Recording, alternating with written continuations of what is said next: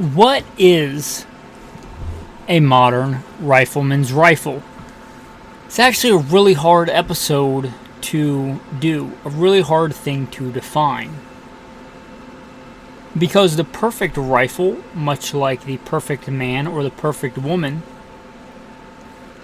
save our Savior Christ Jesus, the perfect man, God made flesh. But perfection here on this earth in a fallen world is hard to attain. So let's start this episode with realizing there is no perfect rifle, and it's even easier to define for a more specialized role. But even in a specialized role where it's easier to find, like there's no perfect prairie dog rifle. There's no perfect deer rifle. If there was, everybody would just have that deer rifle. There are really good choices and really poor choices, and a sliding scale in between the two. Defining a modern rifleman's rifle. I don't relish doing this episode, but I think it's important. I actually put an episode like this out long ago for the patrons tackling this, and I probably got a little bit more in-depth and real with the patrons than I will be here today, because that's the nature of Patreon, right? So if you don't want to miss out on that content, go to Patreon and become a patron. They had this long ago, very similar content, and I probably talked about many things I won't talk about on this episode for gunfighter life. But what is a modern rifleman's rifle? That's enough of a preamble. Welcome to Gunfighter Life. Saddle up for another episode where we talk about guns, gunfighting tactics, the right way with Almighty God at the center, Judeo-Christian values, and real-world first-hand experience. Alright, let's start with some pretty easy ones. Reliability. It has to be reliable. If a gun does not go bang, then its accuracy is 0. So before we even talk about accuracy, reliability, right? The accuracy could be theoretically 0.2 MOA. But if that was an important shot and you pulled the trigger and there was no bang, the accuracy there is 0. It must be dependable. It must be rugged. It must be reliable. Now let's talk about accuracy. I think 2 MOA is a decent goal. Now this is the most flexible one on the list. You could have guns that don't quite meet the 2 MOA, but would still pass everything else, and I'd say they're a modern rifleman's rifle. But, especially with modern technology, a good 2 MOA rifle is not hard to attain. Most people will throw out the 1 MOA thing, not really understanding what that means. But I'm talking a solid 2 MOA. Like any given day, when you have a cold and it's hot outside and the sun is in your eyes and you just drop the rifle off the back of your tailgate and picked it up and you throw it in the bench, it will shoot whatever distance you have it zeroed at within 2 MOA of that point of aim. Point of aim, point of impact, 2 MOA. You could theoretically have a rifle that shoots a half MOA, but it shoots a tiny little half MOA group in a different spot on different days. And it goes outside of that 2 MOA parameter. So that would not meet the requirements. But that accuracy and blending into that, we talked about consistency. On any given day, it's got to do those things. It's got to be reliable and it's got to be accurate. On any given day, not under the best conditions, not when you're shooting off the best rest, under the best lighting with your optic on the highest magnification, it's capable of shooting 2 MOA. Like any given day. If you can, under ideal conditions, shoot an MOA or under an MOA, that's fantastic. But that is not what we're talking about. We're talking about a good go-to dependability, accuracy standard. Now let's talk about speed. It should have a repeatable rate of fire. Single shots are out. As much as I love, and I think one of the most beautiful guns ever made by humans is a Ruger No. 1 stainless RSI international stock. It's single shot. It's a beautiful gun. It's a elegant gun. It is an aristocrat among rifles. It doesn't meet this criteria. It's a single shot. It does not have a reasonable rate of fire. A repeatable rate of fire. I'm not even talking about capacity. Let's put capacity on the table. Not that I'm not a D word, right? I'm not a Democrat. I don't think that you should be limited to 10 rounds or 7 rounds or whatever. But that's not really super important. If you can't hit with your first round, your second round, your third round, the fact that you have 27 more is really inconsequential to me for a modern practical rifleman's rifle. You can have that many if you want. I just don't think it's a go-to criteria.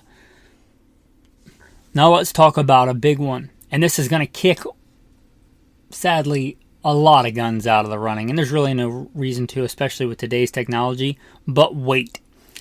And much like Jeff Cooper kind of wavered on his scout rifle weight, and some people would put that, the expert that I know puts it as good, better, best, between 6.6 pounds, 7 pounds, 7.7.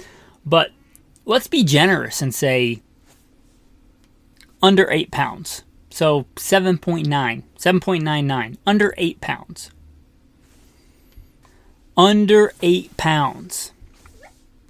I'm not even going to put a length requirement on it, because if it's under that, it's probably going to meet the length requirements. But let's just put a mass requirement. 7.99999 pounds. Or for those listening across the pond or our friends up in the Great White North, 3.628 kilograms. And again, that's going to knock a lot of guns out of the running. Sadly, because a lot of these guns today are built to be shot off the bench, and that's not what I'm talking about.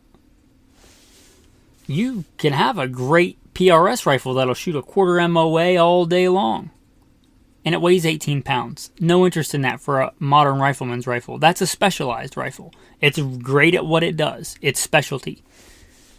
So weight requirements, under 8 pounds. Now, here's what's going to kick even more modern rifles. That weight requirement kicks a lot of the classic rifles out, like a lot of the Enfields or things like that. You need to be able to hit a man-sized silhouette, like a B-27 or one of those Marine Corps Green Ivan targets, or a deer-sized silhouette in the vitals at 300 meters. With iron sights, and that knocks out, sadly, a giant swath of the modern rifles that would meet the weight requirement. I still think, call me a Luddite, but I still think going in, trudging into 2024, or skipping into 2024, depending on your emotional state, I guess, physical emotional state, going into 2024, I still think a modern rifleman's rifle should be equipped with iron sights. And you can get a gun and have it drilled and tapped or install iron sights, but it's probably easier for most guns nowadays to get one that has iron sights, because most are going to come drilled and tapped and install an optic. But it should have a way to meet that requirement, hit that silhouette, or get a good, capable shot on a deer at 300 meters with irons. Sans glass. No glass. No scope a la mode. No scope on top. Just irons. And I'm not going to specify it has to be a peep sight. Peep sights are usually better, but with mounting optics, they're not always the best. A good leaf sight, right? And let's look at what I would consider old tech for this, right? A good, not just some cheap piece together from random Soviet bloc country parts, but a good, decent made, like Polish or something, SK, or, yeah, I was thinking AK, but SKS or AK-47, right? You can get good hits on a man-sized torso target at 300 meters. Assuming you can get one good enough that'll shoot 2 MOA, and it's not impossible, as many people as say those guns are not accurate. A lot of that has to do with the garbage ammo. If you buy, the cheapest bottom of the barrel 4 or 5 MOA ammo, then that's a 4 or 5 MOA gun with that ammo. But if you get really good ammo, you would be surprised, and I think more AKs would pass that litmus test than a lot of people give them credit for. So an AK-47 or an SKS, right? They would pass that, but the SKS misses on the weight requirement. She's a little bit too heavy. You can find a variant under 8 pounds, I say go for it. If you can hollow out the stock and pump some helium in there, or whatever you got to do, then go for it. I'm not for taking a classic SKS, they're a great rifle, and Bubba-izing them, redneckifying them, whatever you want to call it. But if you get one that's already had that and has a lighter weight stock or something, and it makes the under 8 pound requirement, it would meet this. AK-47s, if it's a good accurate one, not every one, and not all of them, despite common belief, are dependable, especially some of the junk ones that have been pieced together and sold on the American market. But an actual good military grade AK-47 that'll meet the 2 MOA requirement, that is within the weight requirement, that'll do. Now, just like the SKS, some of these are going to be overweight. Some of these may need to go on a diet. Some of these variants are just going to be too heavy. They're not going to be able to get light enough.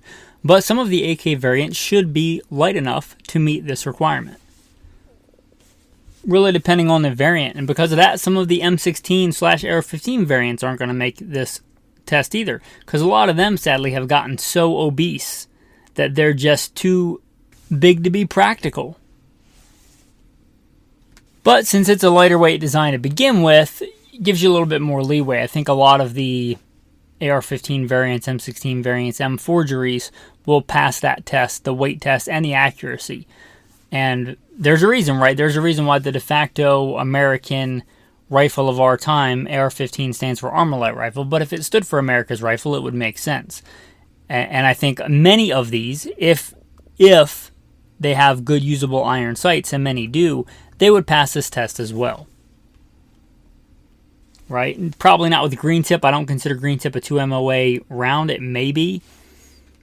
But with good ammo, right, a lot of the M4 variants with good iron sights would pass this. And I think that makes sense. And there's a reason I picked 300 yards, not arbitrarily. And that's max point blank range. Now, max point blank range doesn't get a lot of press today with all the modern long range shooting, but that modern long range shooting has to do with knowing your range, which has to do with electronics and technology and time. Right? It's all great if you have time to range an elk on the side of a mountain and figure out that it's 387 yards away versus 354 yards away, which you probably can't tell with the naked eye. Your drop is going to be 6 inches more with your cartridge, and you can dial it in on a dial, all while, sipping hot coffee out of a Yeti thermos.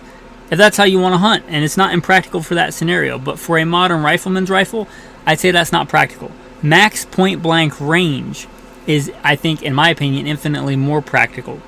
The fact that you can aim at the center of a given target, and I'm talking not like a walnut. I'm talking like a human-sized target or the chest cavity of a deer-sized target.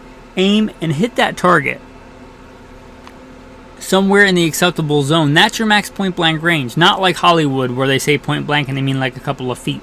Max point-blank range means that I can aim at said acceptable target zone and hit acceptable target zone without any added dope, without any added elevation, without any clicks of a scope, without any windage adjustment, and all but like gale force winds. That's what I'm talking about, max point blank range.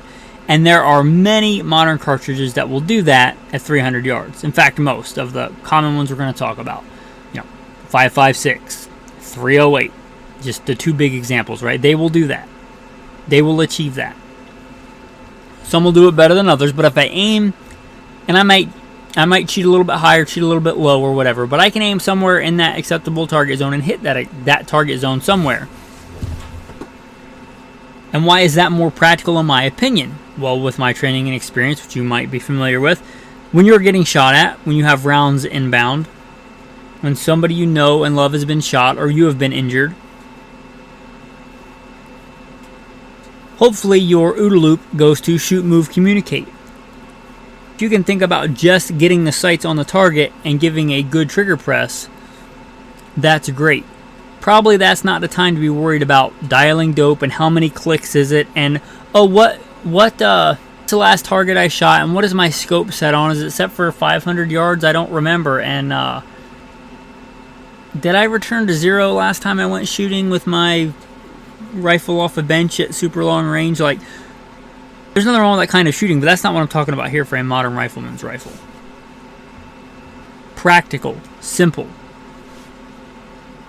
Max point blank range. I'd say 300 meters. And that because there's plenty of rounds that will do that. This rules out like your PCCs, right? PCCs can be fun. They can be a lot of fun. But that probably wouldn't be my choice for a modern rifleman's rifle. It just has the trajectory, the arc of a rainbow, which is pretty much going to make this and when I say modern, I mean like within the last 150 years of technology, like bottlenecked Spitzer bullet, intermediate or full-powered rifle cartridge. And there's nothing revolutionary about this kind of rifle. Again, a decent M4, like a Colt 6920, with a old school carry handle will do all this. And again, I'm not against optics, but I think it's still a good, useful skill to be able to shoot and make hits with iron sights. So this rifle should be able to leverage that. Also, redundancy of sighting systems. I'll give you an example. When I was looking to go to Alaska, I was looking for an Alaska rifle, and a lot of these criteria were similar, and it was hard to get. I had some additional criteria, and I had to not get everything that I wanted. But I wanted iron sights, because I know me, and I know how I break stuff.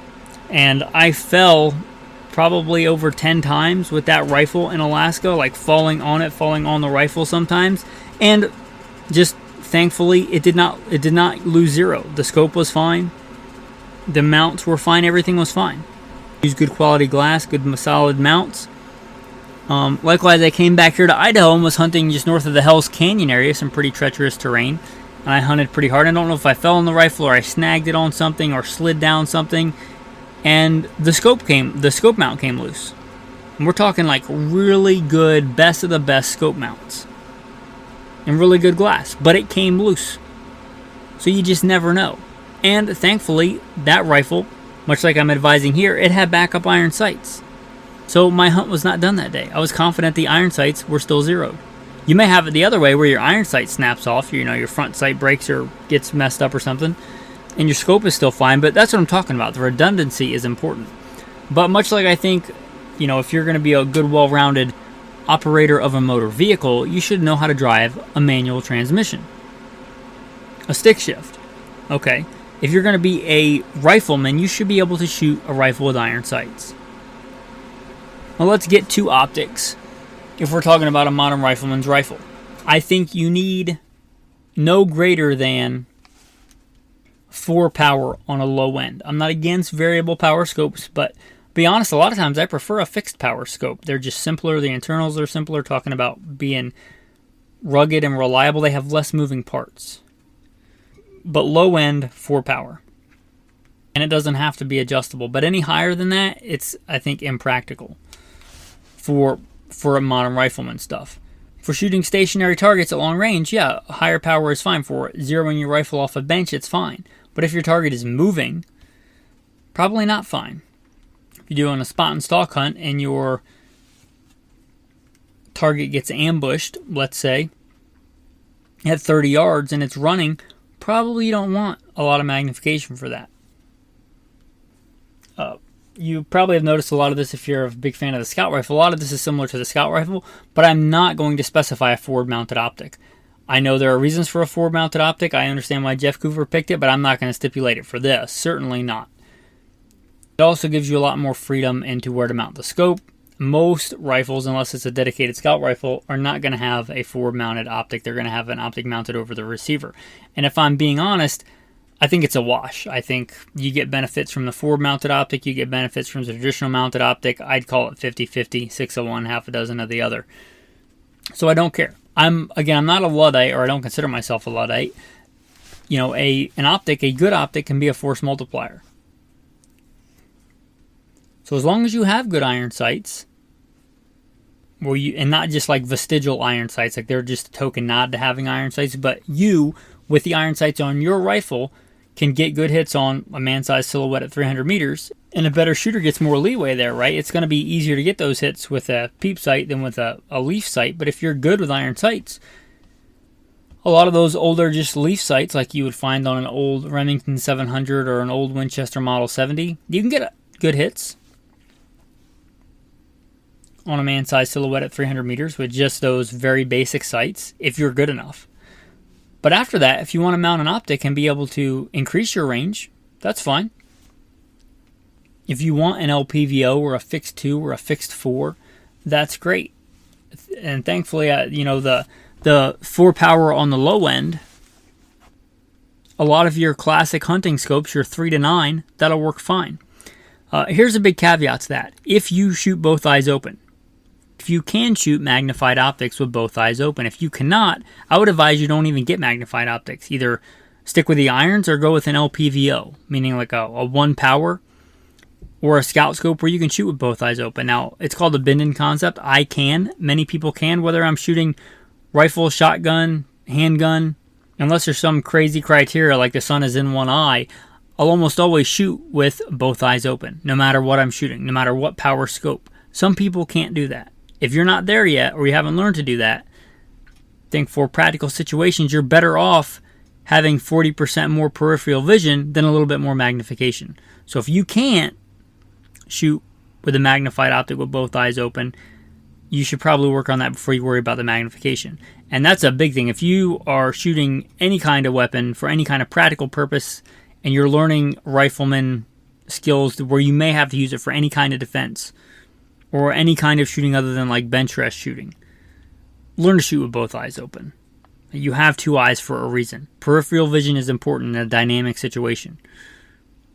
So both eyes open. And if you can shoot with both eyes open, there's nothing wrong with like a fixed 4. Or if you were going the more tactical route on this, if you wanted to go like a Trijicon ACOG. I was one of the early adopters in Iraq of the Trijicon ACOG, Advanced Combat Optical Gun Sight. They later became standard issue, but they were originally issued to like good shooters, like expert riflemen, of which I was blessed to be an expert rifleman in the Marine Corps. I was in the infantry, and that's just a fixed power scope, or not even a scope, it's a fixed power prism sight. And those are great. There's nothing wrong with that if you can shoot both eyes open. But I think being able to shoot with both eyes open is exponentially more important than higher magnification. Now, I might get some pushback on that from people that only know how to shoot with one eye closed or whatever, but I'm going to tell you, if you're talking about being a good all-around rifleman, way better, way more important, I think, that you learn to shoot with both eyes open than you get a higher magnification scope or optic. Not that that can't be better in some situations, but for the vast majority, shooting with both eyes open in a real world, whether tactical or practical environment, is more important. And I realize that might be an unpopular opinion, and I'm okay with that. Okay, so I guess let's transition to some, and this is not an all-inclusive list, right? There are a lot of guns that I'm not going to talk about that would make the list. That's why I gave you the list first and not telling you, oh, buy this model of gun, or hopefully you appreciate that I'm not just some gun tuber that's getting free guns and money from some company saying, look at this cool new gun, buy it, it's great, it does everything, it slices, it dices, it does your taxes, right? I'm not that guy. I give you the criteria, you choose what you want. If you don't like any of my options, choose your own thing. But many M4, M16s, classic M16A2, not the best rifle. I went to war with one, mine was just beat. Mine was honestly not a great rifle. But a good M16A2 variant with that long sight radius, a rifle gas system, and good iron sights, that'll check all those boxes. It's not great for mounting an optic, but with a gooseneck, you can do it. Again, probably the most common is some kind of M4 variant, an M4 of some kind. It'll meet the weight requirement. With a good peep sight, which the M16, AR-15 pattern is kind of known for, you can definitely meet all those criteria. It's a good choice. The cartridge checks the box. Going to be able to give you that point-blank range. Obviously, rate of fire is a check in the box. And that's just one way to think about it, right? There are many, many things. Another one, the scout rifle. I'm not saying this rifle has to be a scout rifle, but a scout rifle checks a lot of those boxes, as long as it meets the accuracy requirement. And I really, really like my Ruger scout rifle, but out of the box, it did not meet that requirement. It did not meet that accuracy requirement. I had to do some gunsmithing to it. I had to free float it and bet it. The accuracy out of the box, honestly, was a little atrocious. It was a little appalling for a modern rifle. Now, with work, I got it to make the requirements. And after that, it's a fantastic rifle. It's an omnivore. It likes a bunch of different loads. It'll shoot a bunch of loads well. Talk about rugged and reliable. Yup, controlled round feed. Just based on the Mauser 98 action / Winchester Pre-64 Model 70 Rifleman's rifle action. Just checks all the boxes. Now, after the work's been done to it, it's mounted with a fixed 2-power scope. It's got good, decent iron sights. It checks those boxes, right? Another one that I don't own but looks decent is the Savage Hog Hunter. 7.3 pounds. You can get it in some cool calibers. It's got decent iron sights. I was playing with one once. I don't own one, but I was like, wow, what a good practical rifle. Whether or not there are any hogs where you live, it's a good practical rifle. It's got decent iron sights. It's a Savage, so if it's like any other Savage I've ever had and ever shot, crazy accurate. Like, should go well above and beyond that accuracy requirement. Bolt action, so reasonable rate of fire. Not as good as a semi-auto, but reasonable. Not as good as a controlled round feed, in my opinion, but still pretty reliable. It makes the weight requirements. You can mount a good modern optic on it. So you get the idea, right? Check, check, check, check, check in the boxes. Now, a lot of lever actions are out because a lot of lever actions are either in pistol calibers or more antiquated rounds like the 30-30, which is a phenomenal round. But maybe if you finagle it and reloaded and loaded some lighter than normal grain bullets or whatever, you could meet that 300-yard point-blank range. But I don't think with most ammo you're going to get there. But there are some options, like the Browning BLR, Browning Lever Action Rifle. Added cool factor, they even make a takedown.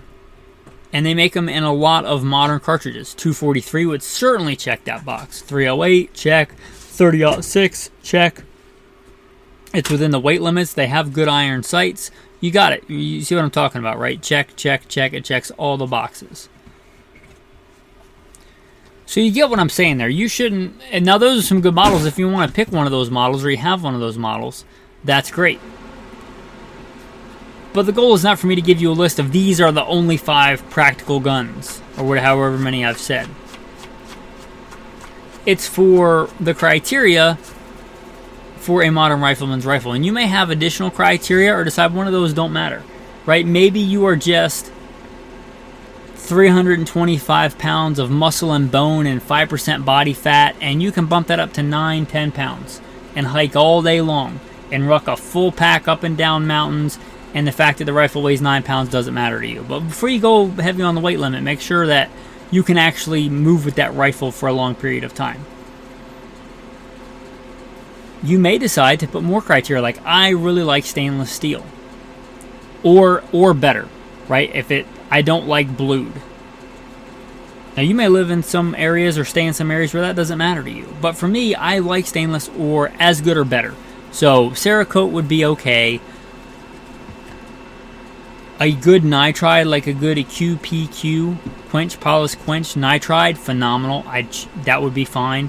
Good chrome lined barrel, I would say even better than stainless. If you can get a good chrome lined chamber and bore, which many ARs will have that, like my Scar 17 has that. So you get the idea there. You might add other criteria. One that is a nice to have, but not a has to have for me, is a muzzle brake of some kind. And not because I'm trying to be super cool or cut down on my split time or, hide from enemies at night in the jungle, because I can drop guns, and it's not uncommon for me to drop a gun. And if you drop it on the muzzle, that can give you some real problems if you mess with the crown, with the rifling, with the lands and the grooves. That's not an uncommon thing for me to drop a gun or to smash a gun into something. I mostly like whether it's a flash hider or a muzzle brake or just a simple bird cage, mostly just to protect the muzzle. So for me, that's really nice to have. I'm not saying it's a go or no-go gauge, but it's a nice to have a protected muzzle. I didn't talk about it, but one for you, you might decide it has to take M-LOK, right? It has to have a modern M-LOK kind of 4 rail. If it doesn't have that, then you're not interested. You want to be able to mount a white light to it, I'd say good to go on you. That makes a lot of sense for a lot of people. And if that's one of your added criteria, then that's fine. This is not gospel, right? You can season to taste. You can put a little bit of extra garlic in there and some ghost pepper if you want to do a little bit of a different dish. You can do what you want. These are just my thoughts. And again, it's not gospel. It's not unchangeable. It's not the word, right? You can change it. You can decide you don't even like that criteria at all. You can decide yours has to be semi-auto. You can decide yours can only be bolt action because you don't trust semi-autos, right? Again, you can season the dish to taste. You can add extra salt. It's okay. As I aforementioned, this is a hard thing to do because it's kind of so dynamic and so fluid. But a modern rifleman's rifle, and rifle is a tool. A gun is a tool. Can you take that rifle and turn your potential energy into kinetic energy, your potential skill into realized performance on target? What I mean by that, like if you don't know what I'm talking about, it's been a while since we've taken physics, right? If I have an atomic bomb, it has a lot of potential energy until that bomb gets dropped by a B-52 or whatever they drop them with now. A bomb's pretty antiquated, probably a ballistic missile, but you get the idea. Until it's detonated, it's potential. When it's detonated, that's kinetic energy. If I take that A-bomb, or hydrogen bomb, or H-bomb, whatever you want to, whatever, right? I don't care. You get the idea. If I take that massive amount of energy, and I go somewhere in the Nevada desert and bury it, and it degrades into oblivion, that massive amount of energy was not realized in the way that it could be for kinetic energy. It's potential energy. You have, hopefully, potential rifle skill in you. The rifle should be a tool to turn that potential energy into kinetic energy, into rounds on target at reasonable distances, at a reasonable cadence by you. And a tool that does that best for you is a great choice for you. So define practical for you, define modern rifleman for you. Obviously, I was thinking about this when I was developing the Modern Rifleman's Course of Fire. Now, maybe bad marketing on my part, but I put that out there for free. It should be open source. I did an entire episode. You can go back and look it up. Modern Rifleman Course of Fire. You can get out there and train yourself. I encourage you to get good professional training, but it's a good litmus test. It's a good course of fire. You can treat it as a qualification if you're doing a church security thing, if you're doing, a mutual assistance group. If you just want it for yourself, because if you don't know U.S. Code 10, every man in America between 17 and 45 is in the militia, unless there's like some criteria like you're blind. But there are some exceptions like that. But pretty much if you're a male between 17 and 45 in America, you're in the militia. You want to have that as your litmus test, as your go, no-go gauge. You don't even want to do it as a qual. You just want to go out and again, turn that kinetic energy into potential on target. Go and look at that Modern Rifleman Course of Fire. It's in the show notes of that episode for free. Now, if you want, and it should be worth it, for far less than a fraction of the cost of a box of ammo, become a patron. Again, this whole idea of what is a modern rifleman's rifle, the patrons had this a long time ago, and they got content that's not in here. And they get a lot of content that's not in here. So if you don't want to miss out on that content, become a patron. They get a lot of insider-only content. And that Modern Rifleman Course of Fire, there's a post on there where it's just laid out better. There's pictures. You can see how I did when I shot it. There's a PDF where you can print it out instead of just trying to read it in the show notes, right? It's printed out. There's pictures that are color-coded. I even broke out the crayons. Make fun of me because I'm an ex-Marine, right? Because I'm playing with crayons. No crayons were eaten in the making of this episode. But I even color-coded. It was actually colored pencils. But color-coded the stages in the Course of Fire so it makes it easier for you. all that Patreon post. Consider becoming a patron. Also, an episode I'm thinking about doing, so make sure you're like, subscribed, following the show, whatever vernacular they use on your platform you're listening on training rifles. If you don't want to go full powered and you want to train with a training rifle that will turn this potential into realized effectiveness on target, what are some good modern rifleman training rifles? I'm kicking that around. That may happen in the future, but if you're following and subscribed, you should find out about it when it comes out. So make sure you're following and subscribed, and if you want that extra content, that special content, become a patron. That is going to bring us to the tactical tip of the day, and then the tactical verse of the day. Slings. Pretty much any go-to rifle, even if it's not a modern rifleman rifle, even if it doesn't check those boxes, should have a decent sling. Not all slings are created equal. That's a skill that ties into being a rifleman. Even harkens back to days of yore, even before what I would consider the modern rifleman. Your forefathers, right? That rich heritage of being a rifleman. Knowing how to shoot with a sling and how to use that sling to aid not only in carrying the rifle, but to aid in accuracy, practical accuracy, shooting offhand. And offhand means standing unsupported, for if you're not familiar, if you haven't shot competition with a rifle. Offhand, standing unsupported, and using that sling for help.